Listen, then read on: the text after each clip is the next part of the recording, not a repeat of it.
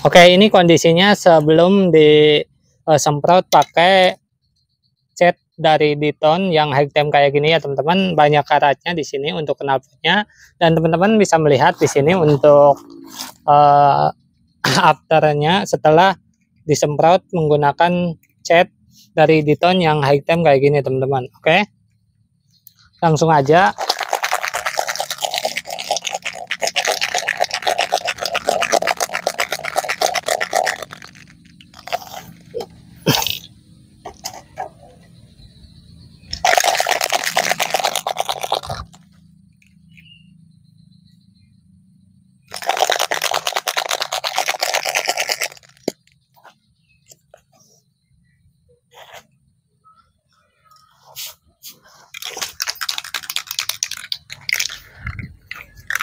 Nah, untuk penyemprotannya ini kita bisa lakukan secara tipis-tipis aja ya teman-teman, sambil kita perhatikan mana yang belum kena, dan juga untuk lapisnya teman-teman bisa menggunakan 2-3 lapis. Oke.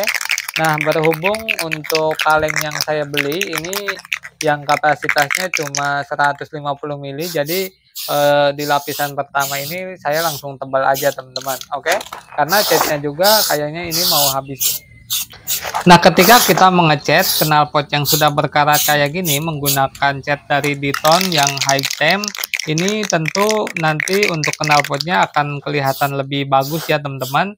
Apalagi kalau kalian itu pencinta knalpot yang mungkin knalpotnya itu sudah lama berkarat, kita bisa merestorasinya lagi dengan cara kita cat pakai cat dari Diton yang high temp kayak gini. Oke.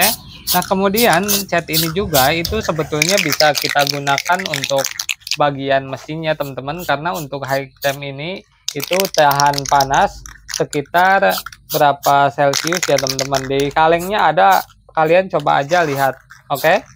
Nah, untuk pengecatannya ini usahakan yang rapi dan juga rata ya teman-teman, supaya hasilnya itu lebih maksimal.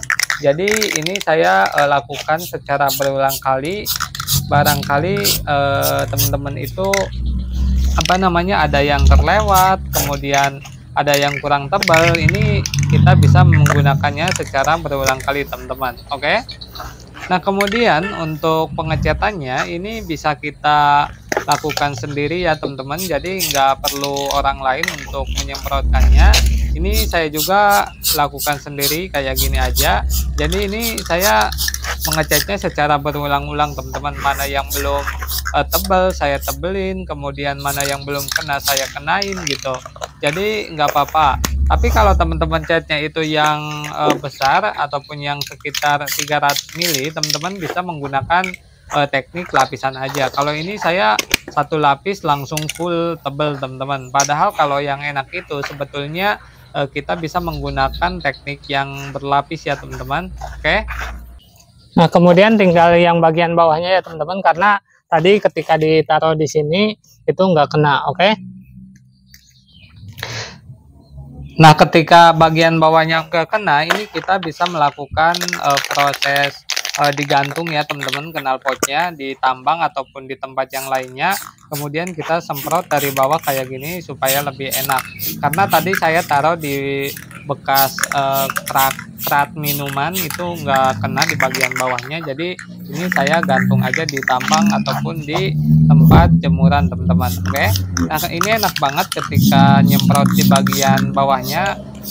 Pada saat posisi si knalpotnya itu kita gantung kayak gini teman-teman, dan nanti untuk hasilnya teman-teman bisa melihat ketika sudah selesai proses pengecatannya ya teman-teman di sini. Nah, ini udah selesai ya teman-teman. Kalian bisa melihat untuk after dan juga before-nya di sini cakep banget. Jadi jika teman-teman menggunakan cat yang 150 mili kayak gini, teman-teman cukup satu lapis aja. Tapi kalau teman-teman menggunakan yang 300 mili yang kalengnya itu besar kayak gini, teman-teman bisa menggunakan 2 lapis supaya lebih tahan. Oke.